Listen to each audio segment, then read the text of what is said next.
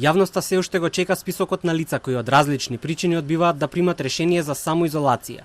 Надлежните институции се уште се подготвуваат за подрастично да постапат со непослушните граѓани. Јавно ќе бидат кажани оние кои не се јавуваат на телефон или пак даваат лажни адреси, но само кога институциите ќе бидат сигурни дека нема да биде прекршен ниту еден закон со таквата објава.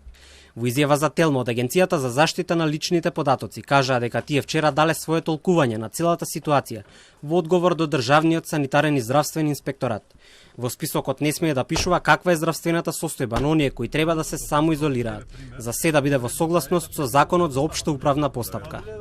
Не праша дали смеат и кои категории на лични податоци смеат да ги објават преминувајќи го членот 84, на што ние им одговоривме дека доколку се исполнет условите за премина на членот 84, во основа може да ги објават името и презимето и постојаната адреса, без при тоа да се откриваат податоци што се однесуваат на здравјето на луѓето, а заедно со останатите податоци кои се однесуваат на бројот на предметот, краток опис на што се случило во постапката, преку кој што директно ниту пак индиректно нема да се утврди податокот за здравјето на луѓето.